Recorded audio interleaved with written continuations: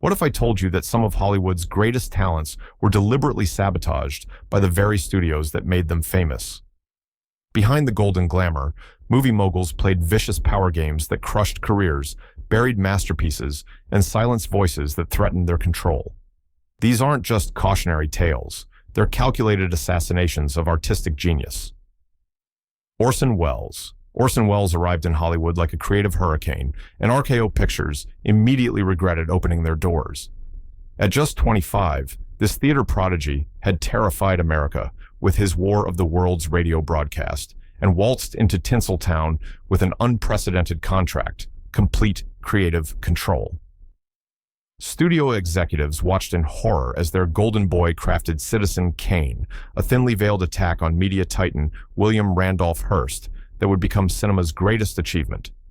But Welles had committed the ultimate Hollywood sin. He'd made his bosses look like amateurs.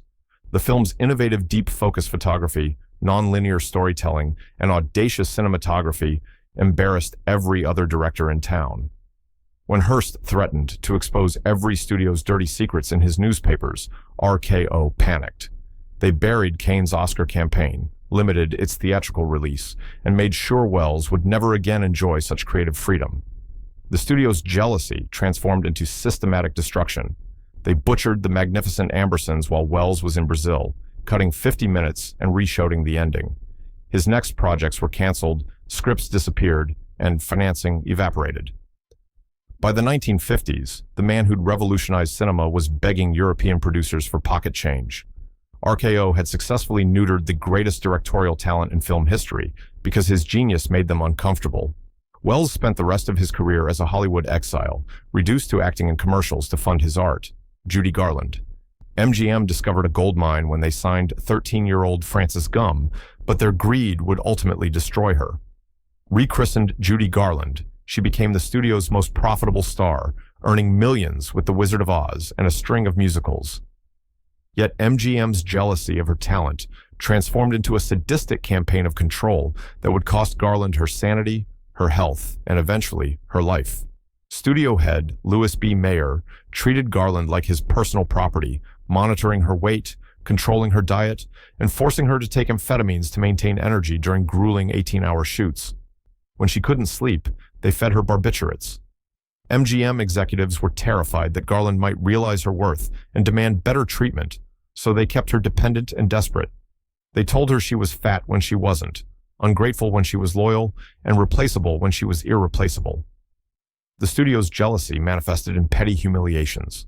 They forced her to watch screen tests of potential replacements, threatened to sue her family into poverty, and spread rumors about her reliability to other studios. When Garland's pill addiction became unmanageable, MGM didn't seek treatment. They terminated her contract and blacklisted her. The woman who'd sung Over the Rainbow was thrown away like yesterday's newspaper. She died at 47, broke and broken, while MGM continued profiting from her films. Their jealousy had murdered one of entertainment's greatest talents, Charlie Chaplin. Charlie Chaplin's crime wasn't political, it was economic. As co-founder of United Artists and owner of his films, Chaplin had achieved what every studio feared: complete independence. His genius had made him wealthy beyond their control, and Hollywood's power brokers couldn't tolerate an artist who didn't need their permission to create. So they decided to destroy him using the most American weapon of all: patriotism. The FBI, encouraged by studio executives who wanted Chaplin eliminated, began investigating his communist sympathies. J. Edgar Hoover's files reveal a conspiracy between government agents and Hollywood moguls to remove Chaplin from the industry. When Senator Joseph McCarthy began his witch hunts, studios that had once begged for Chaplin's services suddenly found him toxic. His brilliant satire of Hitler and the Great Dictator was retroactively deemed un-American, despite its obvious anti-fascist message. United Artists, the company Chaplin had helped create, turned against him. His planned projects were canceled, theaters refused to book his films, and former friends publicly denounced him. In 1952, while traveling to London for his film premiere, the U.S. government revoked his re-entry permit, effectively exiling him. Chaplin had created some of cinema's most beloved characters and pioneered film comedy, but his independence made him dangerous. The studios had successfully weaponized patriotism to eliminate their most successful competitor. He wouldn't return to America until 1972, when Hollywood finally acknowledged their shameful persecution of a genius. John Huston. John Huston epitomized everything studio executives hated: talent, independence, and the audacity to treat filmmaking as art rather than commerce. His debut film, The Maltese Falcon, revolutionized detective cinema and established him as a major director. But Huston's refusal to kiss studio rings and his insistence on creative control made him a marked man in a town that demanded obedience above all else. Warner Brothers grew increasingly frustrated with Huston's methods. He demanded script approval, insisted on location shooting when studios preferred sound stages, and worst of all, he delivered masterpieces that made other directors look mediocre. The Treasure of the Sierra Madre won 3 Oscars, but studio head Jack Warner was more concerned with Huston's growing reputation than his awards. Huston was developing dangerous ideas about directors' rights and artistic integrity. The studio's revenge was swift and merciless. They assigned him to inferior projects, cut his budgets, and interfered with his post-production process. When Huston protested, they spread rumors about his drinking and alleged unreliability. His planned adaptation of Stephen Crane's The Red Badge of Courage was butchered in editing, turning a potential masterpiece into a commercial failure. Warner Brothers had successfully sabotaged one of cinema's great artists because his success threatened their authority. Huston was forced to work in Europe for much of his later career, joining the growing colony of American filmmakers exiled by studio jealousy: Buster Keaton. Buster Keaton had created a comedy empire built on precision, innovation, and physical genius that rivaled Charlie Chaplin's popularity. His films like The General and Steamboat Bill Jr. showcased mechanical brilliance and death-defying stunts that no modern comedian would attempt. But when MGM acquired his independent studio, they immediately set about destroying everything that made Keaton special, driven by jealousy of his creative autonomy. MGM executives couldn't understand Keaton's meticulous filmmaking process. He wrote, directed, and starred in his films, maintaining complete control over every aspect of production. Studio bosses found this independence threatening and infuriating. They stripped away his creative control, assigned him to assembly line comedies, and forbade him from developing his own material. The man who'd practically invented visual comedy was reduced to taking direction from executives who wouldn't recognize genius if it performed a pratfall in their office. The studio's systematic destruction of Keaton's career was breathtakingly cruel.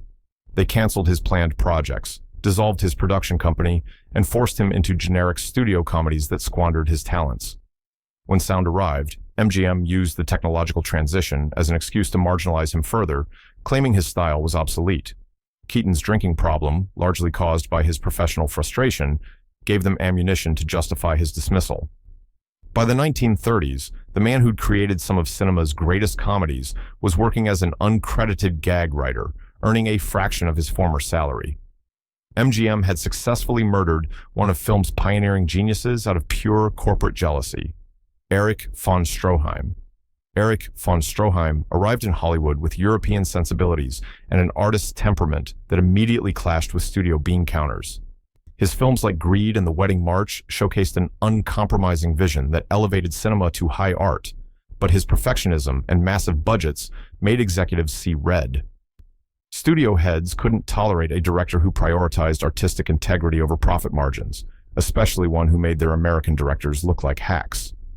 MGM's Irving Thalberg became von Stroheim's nemesis, viewing the director's methods as personal affronts to studio authority.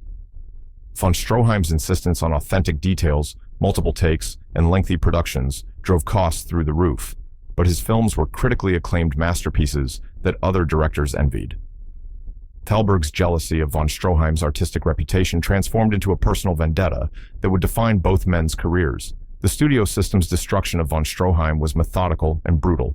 Thalberg re-edited his films without permission, cutting hours of footage and destroying the director's artistic vision. Greed, originally a 9-hour epic, was butchered to 2 hours, eliminating von Stroheim's revolutionary narrative structure. When the director protested, studios blacklisted him, spreading rumors about his impossible demands and explosive temper. By the 1930s, the man who'd created some of silent cinema's greatest achievements was reduced to playing villains in other directors' films. Hollywood had successfully eliminated a visionary whose talent threatened their mediocrity.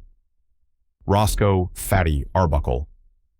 Roscoe Arbuckle was silent comedy's biggest star, literally and figuratively, earning more than Charlie Chaplin and commanding unprecedented creative control. His physical comedy was innovative and surprisingly graceful for a 300-pound performer, and his production company was revolutionizing film distribution. But studio executives grew jealous of his independence and wealth, setting the stage for one of Hollywood's most devastating character assassinations. When actress Virginia Rappe died at Arbuckle's hotel party in 1921, studios saw an opportunity to destroy their most successful competitor. Despite 3 trials that ultimately acquitted him, the damage was irreversible. Studio heads who'd once begged for Arbuckle's services now banned his films and spread vicious rumors about his alleged crimes. The evidence suggests Arbuckle was innocent, but truth was irrelevant when destroying a rival. The industry's treatment of Arbuckle revealed the depths of studio jealousy and vindictiveness. Major theater chains refused to show his films, costing him millions in lost revenue. His production deals were canceled, his employees fired, and his name became synonymous with Hollywood excess. Arbuckle's career never recovered, despite his eventual legal vindication. He died in 1933, broken, while the studios that had destroyed him continued profiting from the comedy innovations he'd pioneered. Hollywood had successfully weaponized moral outrage to eliminate an artist whose success threatened their control. D.W. Griffith. D.W. Griffith invented modern cinema with the birth of a nation and intolerance, creating the visual language that every subsequent filmmaker would use. His innovations in editing, cinematography, and narrative structure transformed movies from carnival attractions into legitimate art form. But as Hollywood consolidated into major studios, Griffith's independence and artistic pretensions made him a target for executives who preferred controllable employees over creative geniuses. Studio heads grew tired of Griffith's expensive productions and artistic demands. His films were cultural events that elevated cinema's reputation, but they were also costly gambles that challenged conventional wisdom about commercial filmmaking. When sound arrived, studios used the technological transition as an excuse to marginalize Griffith, claiming his Victorian sensibilities were obsolete in modern Hollywood. The industry's abandonment of Griffith was particularly cruel, given his foundational contributions to cinema. Major studios stopped financing his projects, forcing him to seek independent funding that often fell through. His planned adaptations of classic literature were canceled, and younger directors openly dismissed his methods as old-fashioned. By the 1930s, the man who'd created cinema was working as a freelance consultant, begging former protégés for work. Griffith died in 1948, largely forgotten by an industry that owed him everything. Hollywood had successfully erased its founding father because his artistic legacy made contemporary executives uncomfortable about their own mediocrity. Mae West. Mae West rewrote Hollywood's rules about female sexuality in comedy, creating a persona that was both shocking and irresistible. Her films, She Done Him Wrong and I'm No Angel, saved Paramount from bankruptcy while establishing her as one of cinema's highest-paid performers. But West's independence and control over her material threatened studio executives who preferred their female stars compliant and grateful. Paramount's relationship with West soured as her influence grew. She wrote her own scripts, controlled her image, and demanded unprecedented creative input that made executives nervous. When the Motion Picture Production Code tightened censorship standards, studios used moral objections as a weapon against West's career. They claimed her material was too risque for family audiences, conveniently ignoring the millions of tickets her films sold. The studio system's destruction of West's career was systematic and devastating. Paramount forced her into sanitized roles that eliminated everything that made her special, then blamed poor box office performance on her declining popularity. They canceled her planned projects, reduced her screen time, and eventually forced her out of films entirely. West spent the next 3 decades in nightclub performances and Broadway revivals, while studios profited from cheap imitations of her style. Hollywood had successfully eliminated a revolutionary performer whose success exposed their creative bankruptcy, Preston Sturges. Preston Sturges revolutionized Hollywood by becoming the first screenwriter to demand and receive directorial control over his scripts. His screwball comedies like Sullivan's Travels and The Lady Eve showcased wit and sophistication that elevated genre filmmaking to art. But Sturgis's success threatened the studio system's rigid hierarchy, making him a target for executives who feared creative independence spreading to other writers.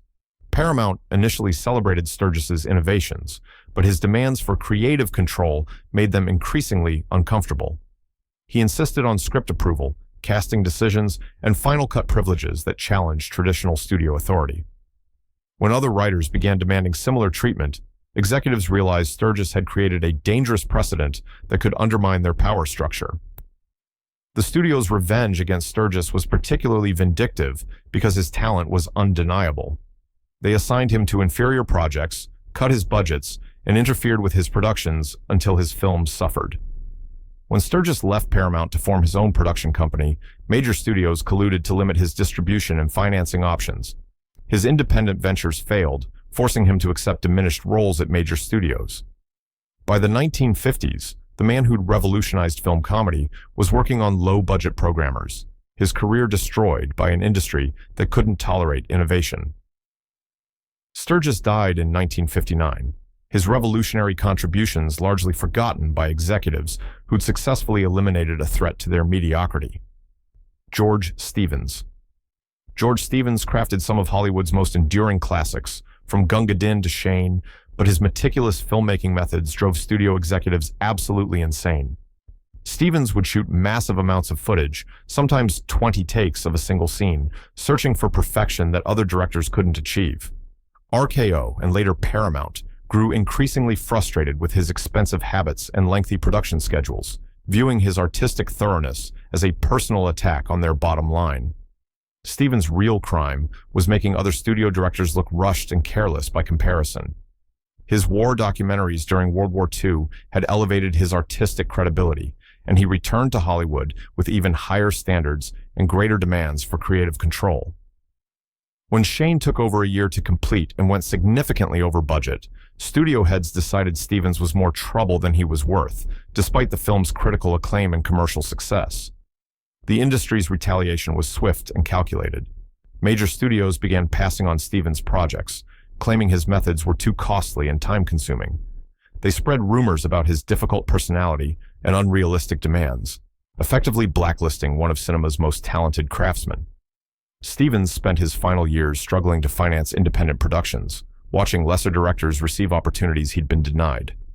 The man who'd created cinematic poetry was punished for refusing to accept assembly line mediocrity. Hollywood had successfully eliminated an artist whose perfectionism exposed their willingness to settle for adequate rather than excellent, Ida Lupino. Ida Lupino committed the ultimate Hollywood heresy. She was a woman who wanted to direct films. As an actress, she'd proven her talent in noir classics like High Sierra and The Hard Way, but her ambition to work behind the camera made studio executives apoplectic. In the 1950s, Hollywood directing was strictly a boys' club, and Lupino's success threatened to crack open doors that powerful men wanted to keep locked forever. Warner Brothers initially tolerated Lupino's directorial aspirations as a publicity stunt, but when her independent films like Outrage and The Hitchhiker received critical praise, their attitude shifted to active hostility. Studio heads couldn't stomach the idea that a mere actress could master the supposedly masculine art of directing. They began spreading rumors about her being difficult to work with and questioned whether audiences would accept films directed by a woman. The industry's systematic destruction of Lupino's directing career was particularly cruel because her films were genuinely innovative. She tackled controversial subjects like rape and female psychology with sensitivity that male directors avoided.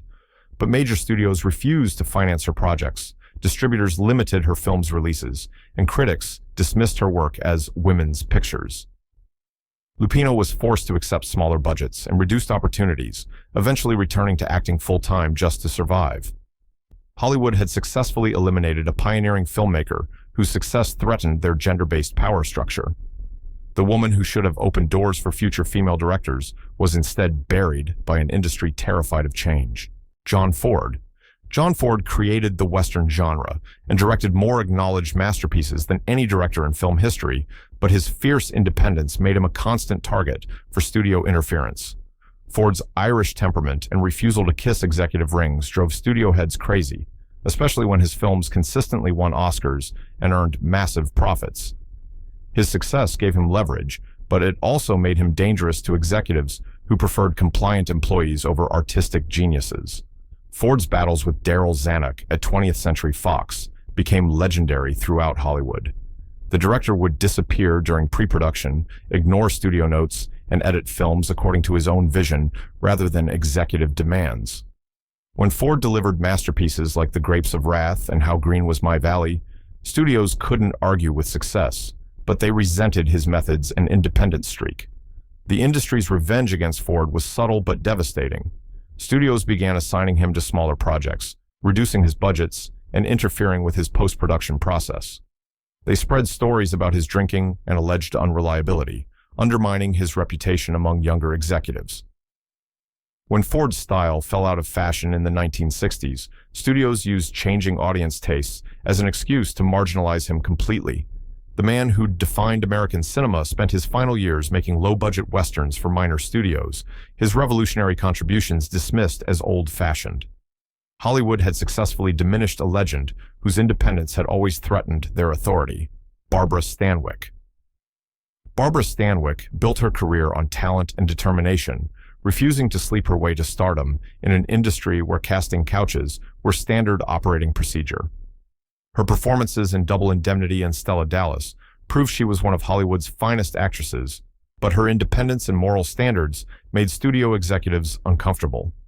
They preferred stars they could control through scandal or obligation, not self-sufficient women who owned their careers. Stanwyck's refusal to participate in Hollywood's corrupt social scene isolated her from studio power brokers who expected female stars to be available and grateful. She turned down lucrative contracts that included moral clauses, controlling her personal life, choosing artistic freedom over financial security. Studio heads viewed her integrity as arrogance and began systematically undermining her career through whisper campaigns and reduced opportunities. The industry's treatment of Stanwyck revealed their preference for manufactured stars over genuine talent. They promoted younger actresses with less ability but greater willingness to play studio games, while relegating Stanwyck to supporting roles and B pictures. Her refusal to compromise her principles cost her the leading roles and star treatment she deserved.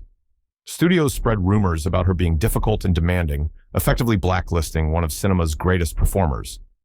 Stanwyck spent her later career in television, where her talent was appreciated but her influence diminished. Hollywood had successfully punished an actress whose integrity exposed their moral bankruptcy, Howard Hawks.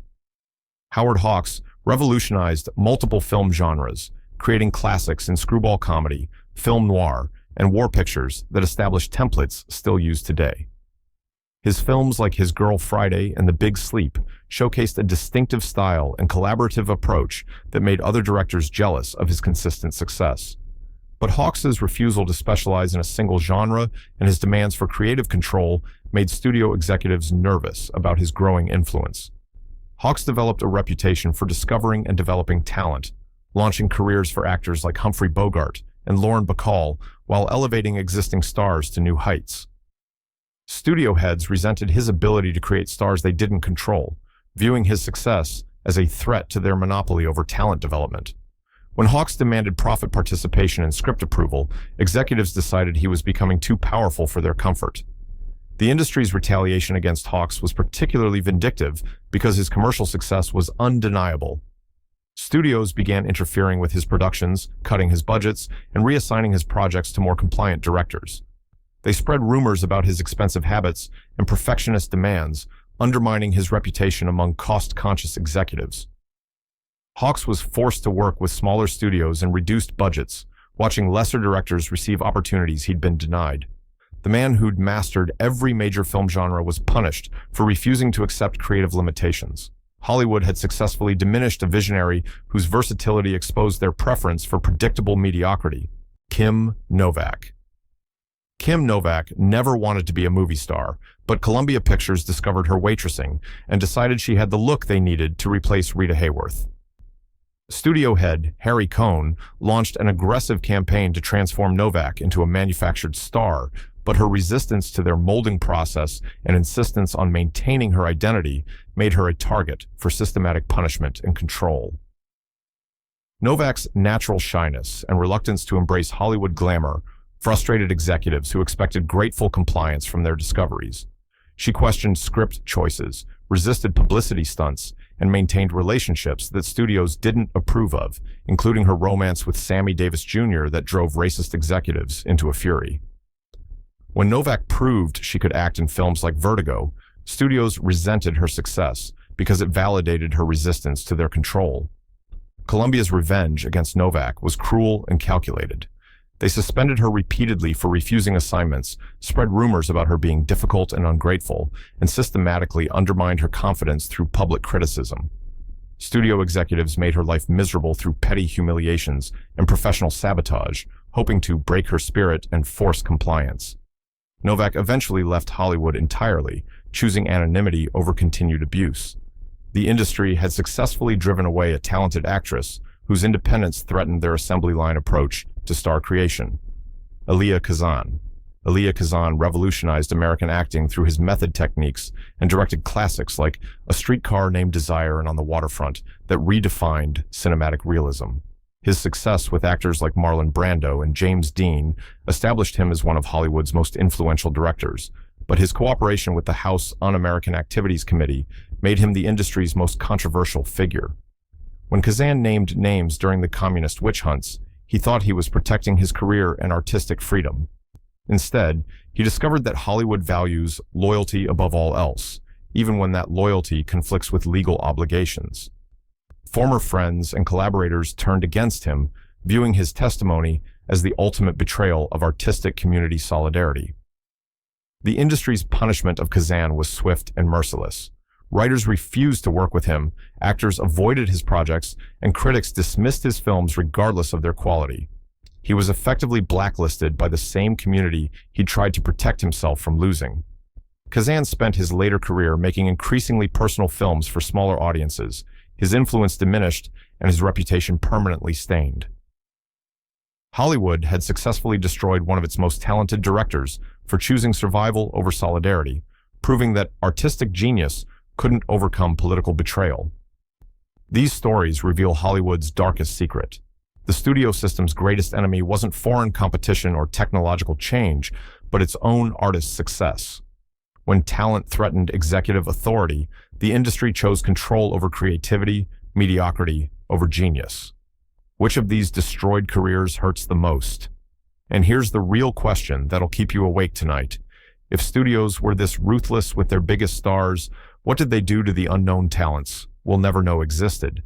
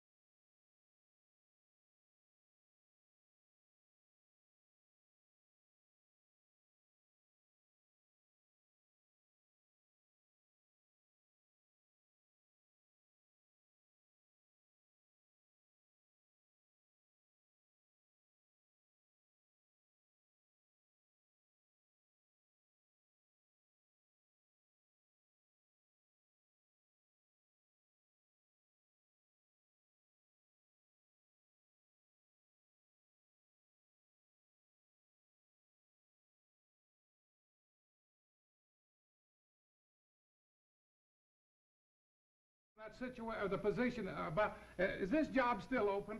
Oh, you are a baker. Yes, sir, and I sure need dough. I got it. Well, there's the kitchen. You can start in right away. Thanks. Yeah. What do you want me to do first? Excuse me, sir. My name is Smith. Smith, I'm glad to know you, Mr. Smith. I'd like you to bake me a cake with a letter S on it. S? Yes. You know what an S is, don't you? Oh, certainly, an S. Well, that's an I with a hook on each end. I beg your pardon. Pardon me, but how long will it take? Take a little time. I have to make it up spatial. Well, that's quite all right. I'll wait. Thank you. I think you're nice.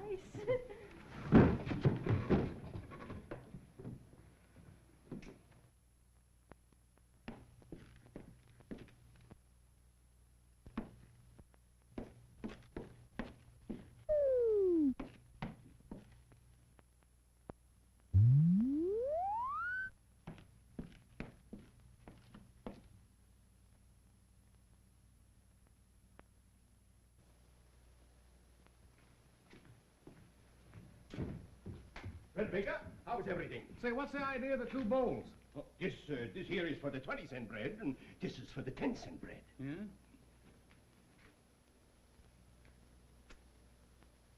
Well, why is that 20 and this 10? The cat fell in this morning. I wonder how that mug got in there. I don't know how he got in, but I know how he's going out. Keep that tie straight.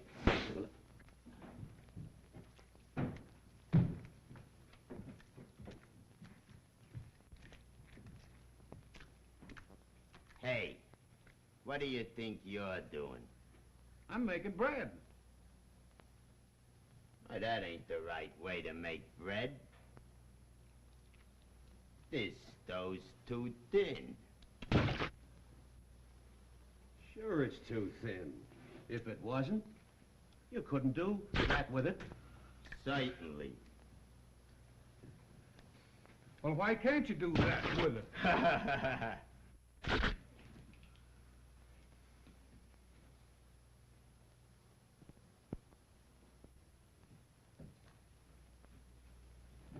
Hey, what's going on in here? Huh? Huh? Oh, the hoodlums. You hoodlums! What are you doing? Listen here. You can't do that to me.